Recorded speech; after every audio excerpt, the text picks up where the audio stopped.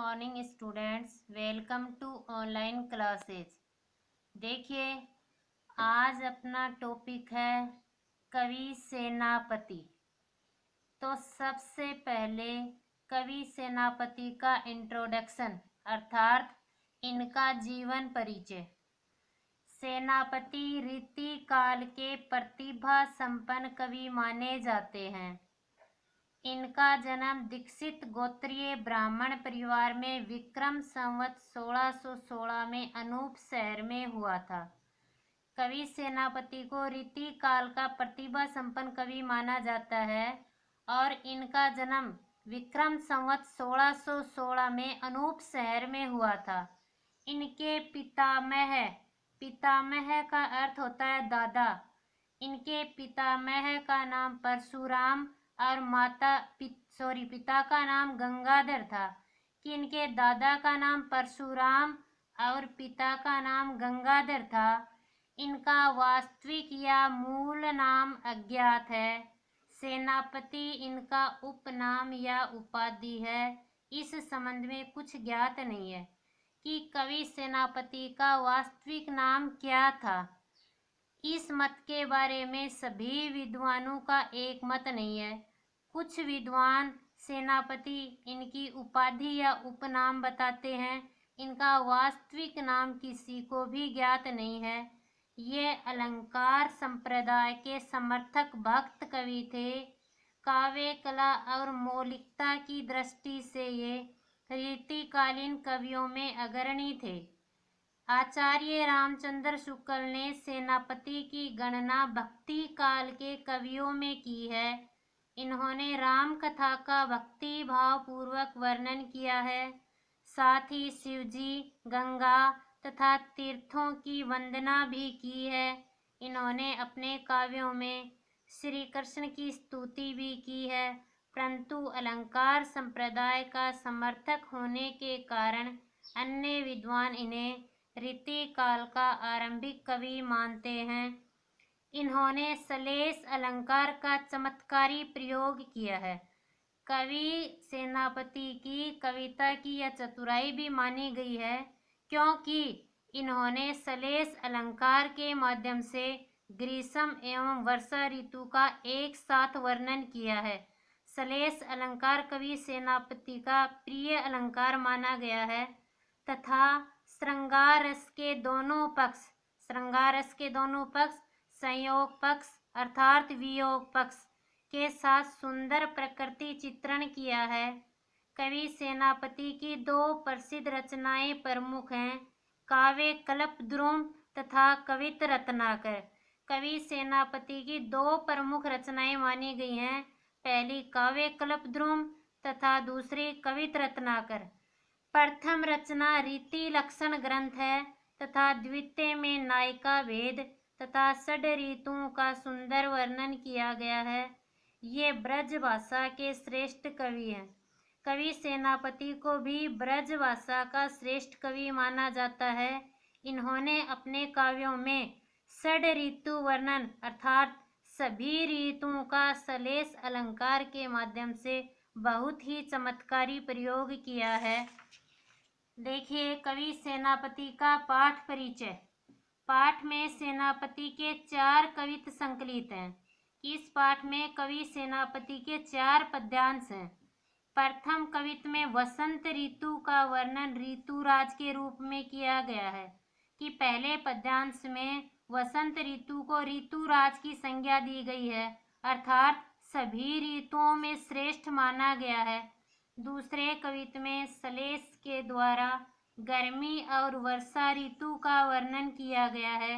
दूसरे पद्यांश में श्लेष अलंकार के माध्यम से ग्रीष्म एवं वर्षा ऋतु का एक साथ चमत्कारी प्रयोग किया है। तीसरे कवित में वर्षा ऋतु तथा चौथे में शीत ऋतु का चमत्कारी वर्णन किया है। ये सभी ऋतु वर्णन नायिका के विरह वर्णन प्रसंग में आलंबन एवं उद्दीपन रूप में किए गए हैं। अब देखिए, कवि सेनापति के काव्य की मुख्य विशेषताएं क्या क्या हैं। तो देखिए, पहली, सेनापति रीति काल के प्रतिभाशाली कवि माने जाते हैं। कवि सेनापति को रीति काल का प्रमुख कवि माना जाता है। ये अलंकार संप्रदाय के समर्थक हैं। अलंकार संप्रदाय के समर्थक इसलिए माने गए हैं क्योंकि इन्होंने अपने काव्यों में सबसे अधिक श्लेष अलंकार का प्रयोग किया है। इनके काव्य की निम्न विशेषताएं हैं, जो देखिए। सेनापति ने श्रृंगार रस के दोनों पक्षों का चित्रण किया है। कवि सेनापति ने श्रृंगार रस के संयोग पक्ष और वियोग पक्ष दोनों का बहुत ही मनोहारी चित्रण किया है। संयोग पक्ष में नायक नायिकाओं का मिलन, वर्षा ऋतु का वर्णन। वियोग पक्ष में वही संयोग सुख है वो विरह वेदना में बदल गया, इसका चित्रण हुआ है। अपनी कुल परंपरा के अनुसार ये राम भक्त थे।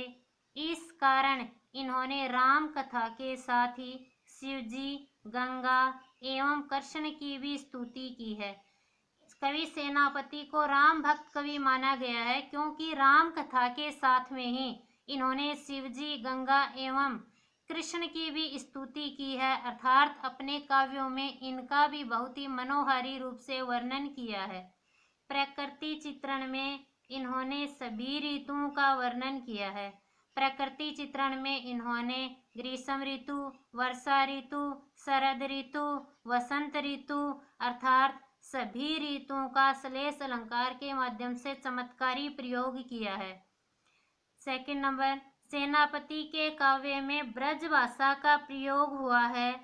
प्रसाद, ओज तथा माधुर्य गुणों का प्रयोग कर इन्होंने अन्य अलंकारों के साथ श्लेष अलंकार का विशेष प्रयोग किया है। कवि सेनापति को ब्रज भाषा का प्रमुख कवि माना गया है और इनके काव्यों में प्रसाद अर्थात गुण, ओज गुण, माधुर्य गुणों का भी प्रयोग किया गया क्योंकि नायक नायिकाओं के मिलन का वर्णन माधुर्य गुण में, और इनको पढ़ने के बाद में, इनके पद्यांशों को पढ़ने के बाद में मन में ओजस्वी भावना उत्पन्न होती है और उन ओजस्वी भावनाओं को पढ़कर मन अत्यंत द्रवित हो जाता है। इसी कारण इन गुणों का प्रयोग किया गया है और श्लेष अलंकार का भी विशेष प्रयोग किया है।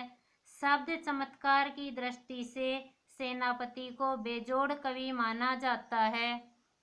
थर्ड नंबर पर है, देखिए, सेनापति के काव्य में भाव पक्ष एवं कला पक्ष का सुंदर समन्वय हुआ है। भाव पक्ष अर्थात षड ऋतुओं का वर्णन, नायक नायिकाओं का वर्णन, श्री कृष्ण की स्तुति, राम भक्त कवि शिवजी, गंगा आदि का वर्णन इनके काव्यों में किया गया है। और कला पक्ष अलंकारों का प्रयोग किया गया है। सेनापति का प्रिय अलंकार श्लेष माना गया है, लेकिन इसके साथ ही अनुप्रास, रूपक एवं उपमा अलंकारों का भी प्रयोग किया गया है। इनको ब्रज भाषा का कवि माना गया है। इनके काव्यों में तत्सम और तद्भव शब्दों का भी बहुत ही सुंदर वर्णन किया गया है।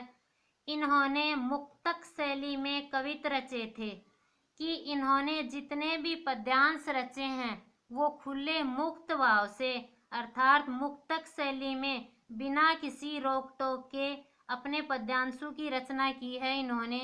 इस प्रकार कवि सेनापति का काव्य सभी विशेषताओं से मंडित दिखाई देता है। थैंक्स। आप हमारी ऑनलाइन क्लास को स्टेप बाय स्टेप पढ़ते रहना।